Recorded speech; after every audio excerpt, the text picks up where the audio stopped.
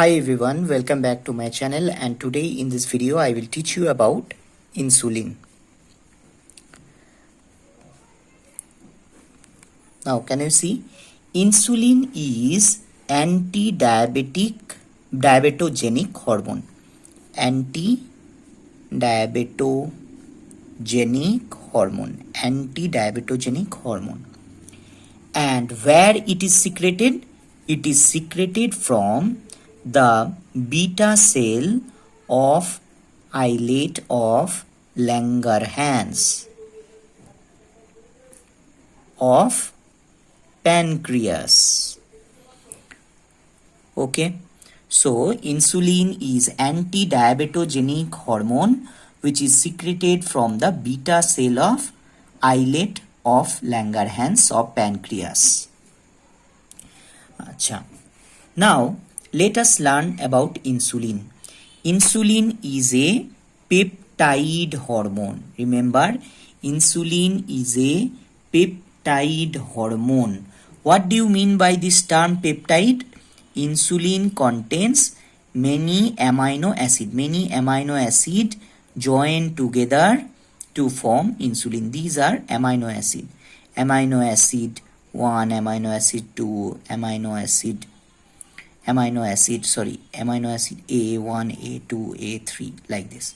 So these are amino acid which form the insulin. Now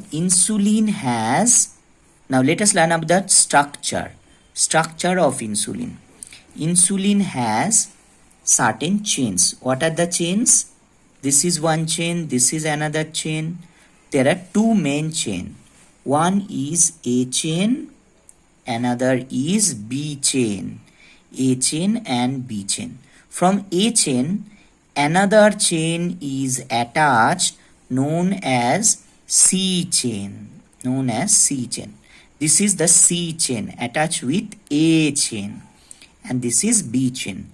Now A chain and B chain are also attached by a bond, that is disulfide bond. You can see disulfide bond. Now when this A chain and B chain is attached together with disulfide bond, only this A chain and B chain is there. That is known as insulin. When C chain is also there, then it is known as proinsulin. Can you understand what is the difference between insulin and proinsulin? Insulin means A chain and B chain. Will be there. And what about proinsulin? Proinsulin means A chain, B chain are there. Along with that, C chain is also attached. With A chain. That is proinsulin. There is another term known as preproinsulin. What is that preproinsulin? Any idea? Do you have? Yes. The preproinsulin is basically you have this A chain, B chain. Okay. This is A chain, this is B chain, this is C chain. Now along the B chain there is another terminal first. This terminal is N terminal. After cutting of this N terminal, proinsulin is formed. After cutting of this N terminal, proinsulin is formed. So in preproinsulin, N terminal is there with the B chain, but in proinsulin, B chain do not have the N terminal. Can you see the difference between preproinsulin and proinsulin? In proinsulin, A, B and C chain attached with A is there. But in case of preproinsulin, a N terminal is there attached with the B chain. Now when this N terminal is cleaved, then from preproinsulin, proinsulin is formed. Now let us learn where these structures are there.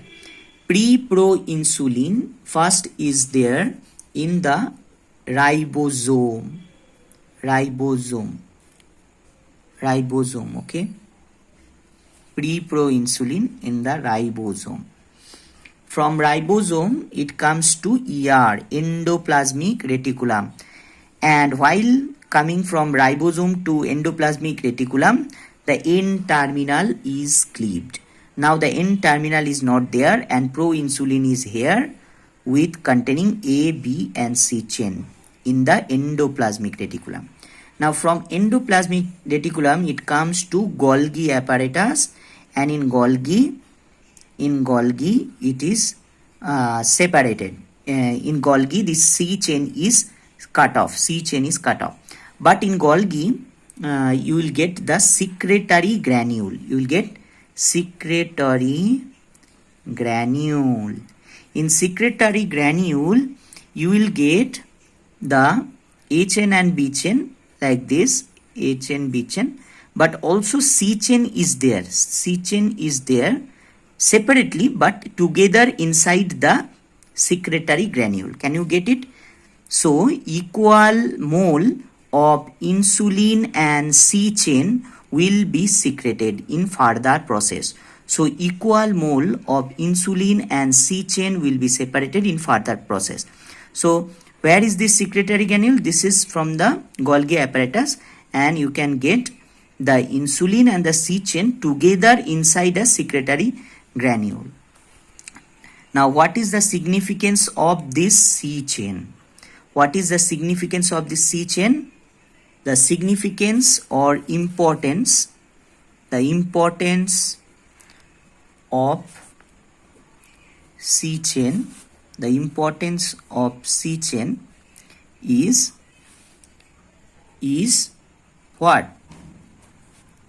The importance of C chain is the amount of C chain actually determine the amount of insulin secreted endogenously.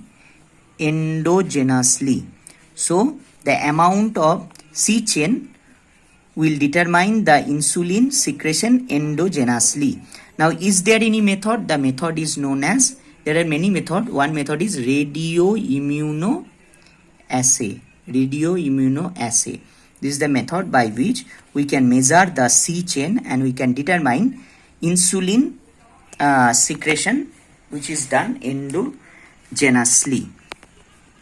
Now there is a condition known as diabetes. You know diabetes, but diabetes is of two types.